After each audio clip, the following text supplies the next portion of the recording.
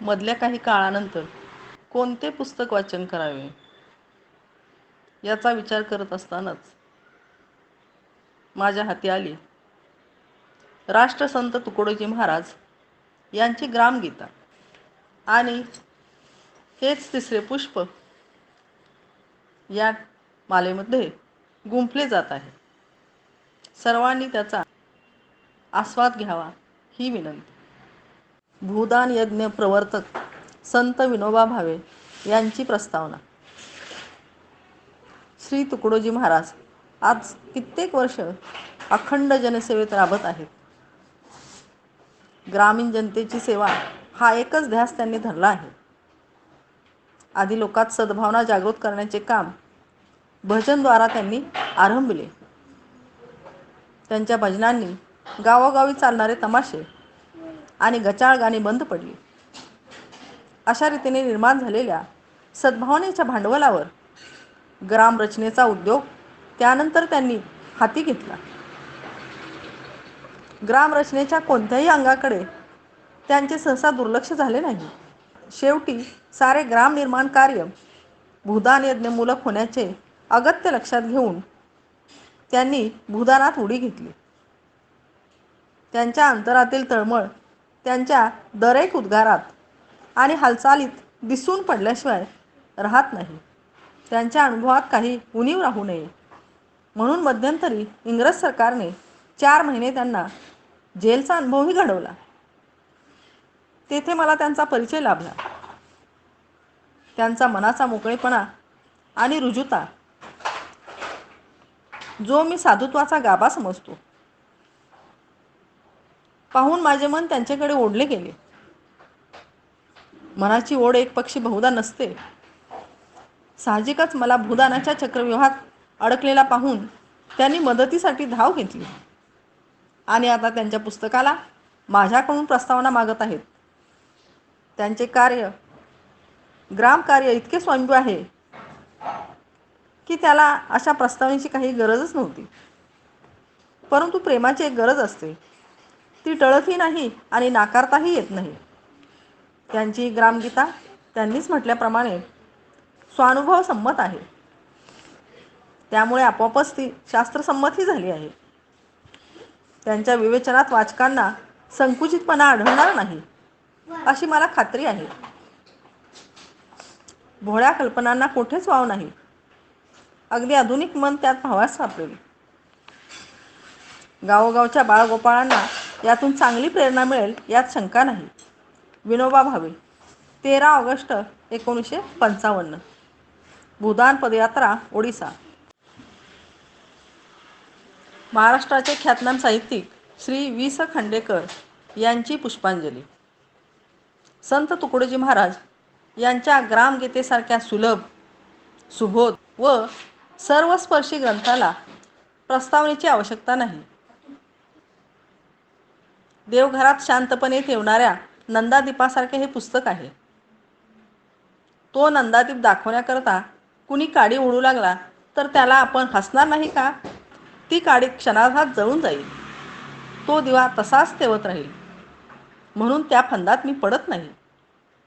माझ्यासारख्या एका थोड्याफार शहरी आणि आधुनिक वाङ्मयातले नाना प्रकारचे ग्रंथ वाचणाऱ्यालाही या गीतेचे महत्त्व का वाटते एवढेच सांगतो.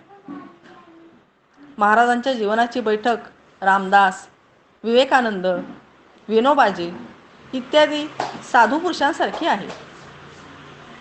हे सर्व संत भारतीय पद्धतीनेच परमार्थाचा विचार करतात.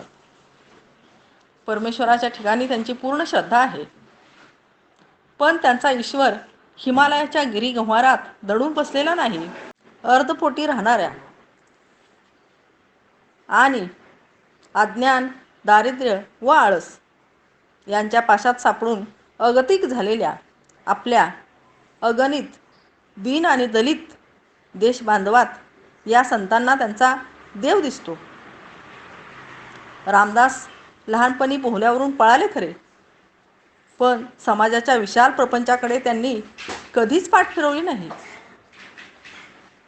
उलट आधी प्रपंच करावा नेटका हे सामान्य मनुष्याला पटणारे आणि इहलोकीच्या जीवनाविषयी त्यांच्या मनात आस्था उत्पन्न करणारे तत्त्वज्ञान त्यांनी निस्संदिग्ध शब्दात प्रतिपादन केले.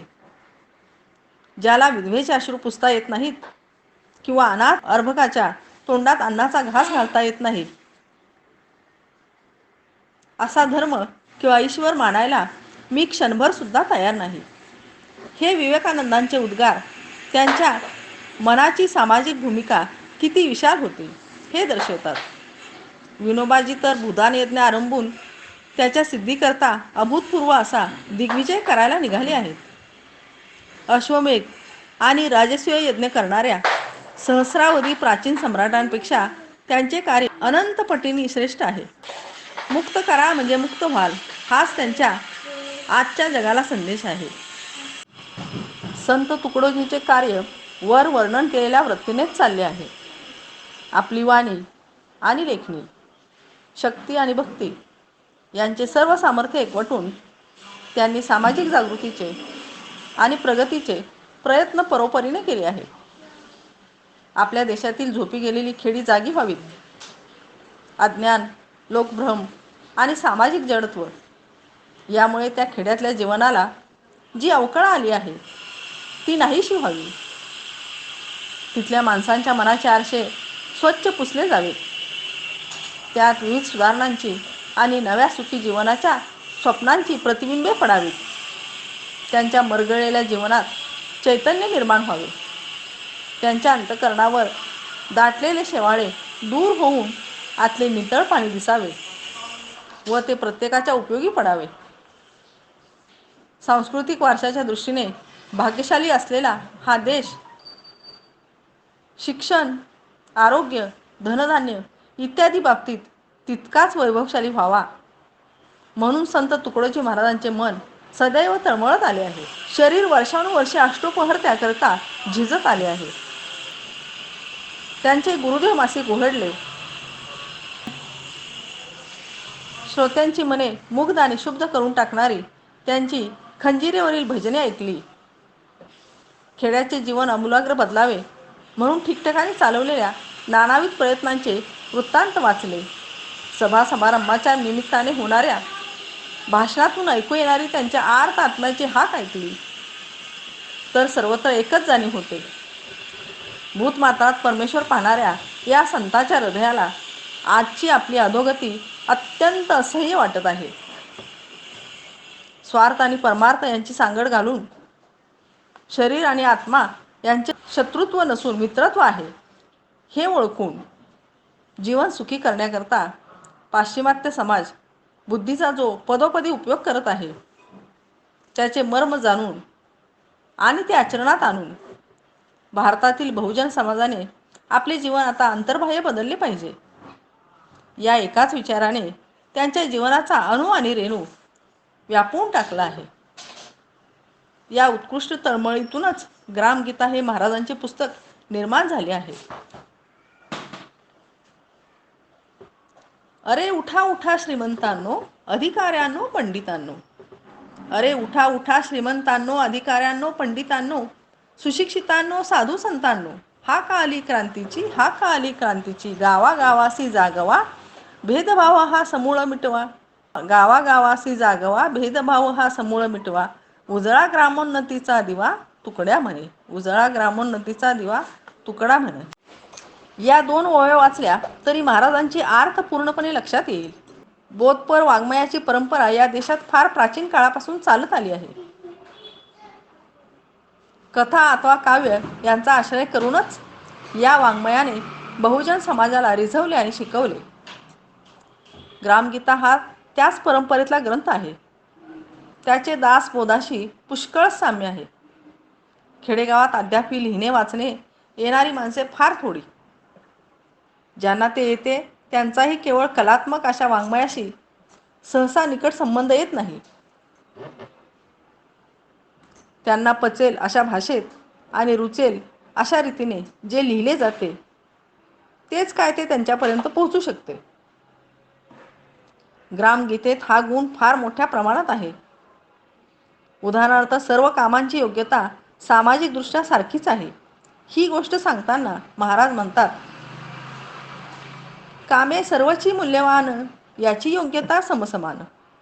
कामे सर्वची मूल्यवान, त्यांची योग्यता समसमान.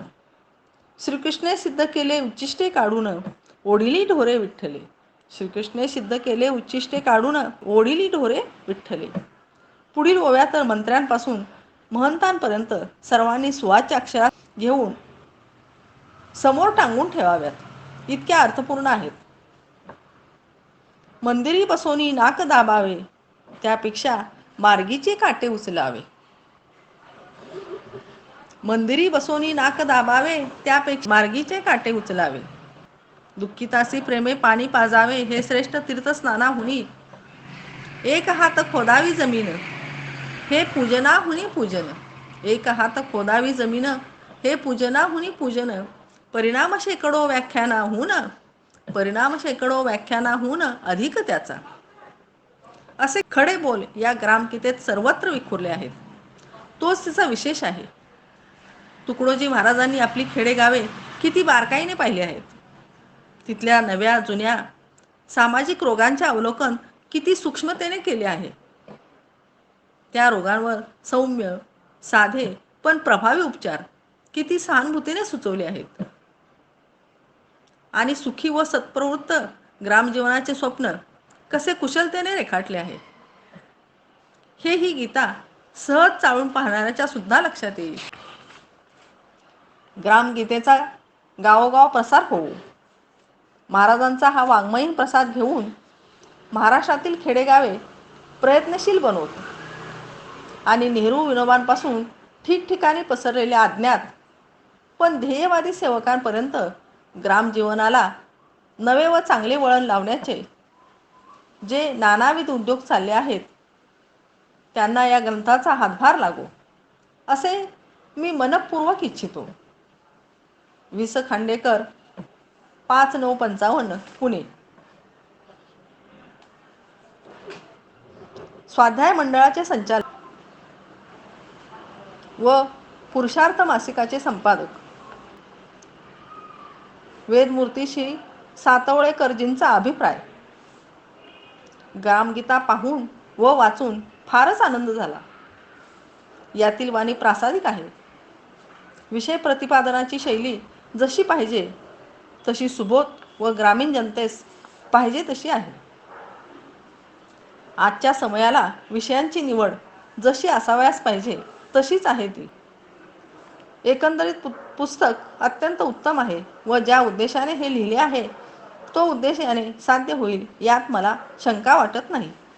श्रीपाद सातवळेकर, महानुभाव साहित्याचे प्रमुख संशोधक, प्राध्यापक व्ही. व्ही. कोलते यांचा गीता गौरव. राष्ट्रसंत वंदनीय श्री तुकडोजी महाराज यांनी लिहिलेली ग्रामगीता हा आजच्या काळातील अभिनव ग्रंथराज होय. त्यातील विचारसंपत्ती पाहून अंतःकरण अतिशय प्रसन्न झाले. विवेकाच्या बैठकीवर जुन्या व नव्या श्रद्धांचा महाराजांनी केलेला समन्वय पाहून नवी दृष्टी मिळाल्याचा आनंद वाटला. महाराजांचे व्यक्तित्व आध्यात्मिक अनुभूतीप्रमाणेच सामाजिक अनुभूतींनीही संपन्न आहे. किंबहुना आध्यात्मिक दृष्टिकोनाच्या पुरुषाचे राष्ट्रीय समाजसुधारकात झालेल्या परिवर्तनाचे दृश्य त्यांच्या जीवनात आपणास प्रत्यक्ष पाहावयास सापडते. आणि आता तर आंतरराष्ट्रीय क्षेत्रात त्यांचे पाऊल पडलेले आहे. तेथेही आपल्या भारतीय व्यक्तित्वाचा ठसा ते उमटवल्यापासून राहणार नाहीत अशी खात्री आहे. आपल्या या व्यापक अनुभवांचे विशाल दृष्टिकोनातून त्यांनी काढलेले सार त्यांच्या या ग्रामगीतेत आढळते. नवभारताच्या निर्मितीत ग्राम सुधारणेचे महत्त्व ओळखून त्याप्रमाणे प्रत्यक्ष कार्य करणाऱ्या राष्ट्रपुरुषात महाराजांचे स्थान फार वरचे आहे. या कार्याची सम्यक दिशा या गीतेत त्यांनी दाखवलेली आहे. सुप्रसिद्ध भगवद्गीतेप्रमाणेच या ग्रामगीतेत अध्यात्म आणि व्यवहार यांचे सुंदर मिलन झालेले आहे. या दृष्टीने पाहता या ग्रंथाला ग्रामगीता हे नाव देण्यात महाराजांनी मोठेच औचित्य दाखवलेले आहे. ग्रामगीतेप्रमाणेच या ग्रंथाचे घरोघरी नित्यपठण झाले पाहिजे. तसे झाले तर ग्रामीणांच्या सुधारणेला निश्चित योग्य वळण लागेल असा मला विश्वास वाटतो. महाराजांची रचनाशैली त्यांच्या अंतःकरणाप्रमाणेच अत्यंत प्रसन्न आहे. त्यांच्या विचारांची सुस्पष्टता सुबोधतेच्या रूपाने व्यक्त झाली आहे. त्यामुळे खेड्यापाड्यातून पसरलेल्या बहुजन समाजापर्यंत या गीतेची हाक पोचणे सहज शक्य झाले आहे. आज निरनिराळ्या भिक्षेकऱ्यांच्या तोंडूनही तुका म्हणे च्या अभंगाबरोबर तुकड्या दास कहेची भजने जशी कानावर येतात, त्याप्रमाणे जुन्या पौराणिक ग्रंथांप्रमाणेच या ग्रामगीतेची पारायणे खेड्यापाड्यातून चाललेली लवकरच आढळतील, यात मला शंका वाटत नाही. या गीतेत व्यक्त झालेली ग्राम सुधारणेची दिशा सर्वांना दिसणे आवश्यक आहे. इतकी ती महत्त्वाची आहे. महाराजांचे व्यक्तित्व आता केवळ महाराष्ट्रापुरते मर्यादित राहिलेले नाही, ते अखिल भारतीय आहे. भारत हा खेड्यापाड्यांचा देश. त्यामुळे भारतातील सर्व खेड्यापाड्यात हा ग्रंथ गेला पाहिजे. त्यासाठी त्याची सर्व भारतीय भाषांतून भाषांतरे झाली तर राष्ट्रप्रबोधनाच्या कार्याला फार मोठी मदत होईल. अशी भाषांतरे झाली तर महाराजांची ही वाङ्मयीन मूर्ती भारतीय खेडूत आपल्या हृदयाशी मोठ्या प्रेमाने धरतील आणि तिच्याशी झालेल्या सुखसंवादापासून स्फूर्ती घेऊन आपले व आपल्या राष्ट्राचे जीवन समृद्ध करतील, यात शंका नाही. वि. भी. कोलते. आचार्य दादा धर्माधिकारी यांची भूमिका. मी ग्रंथाचा एक नम्र व जिज्ञासू वाचक आहे. परीक्षकाची अगर टीकाकाराची भूमिका मला मानवत नाही. ग्रामगीतेसारखा ग्रंथ वाचण्याचा माझा अधिकार आहे. त्याला प्रस्तावना लिहिण्याचा घाट घालणे शुद्ध अप्रयोजनकपणाचे होईल. माझी ही भूमिका लक्षात घेऊन आपण मला क्षमा कराल असा भरोसा आहे. दादा धर्माधिकारी.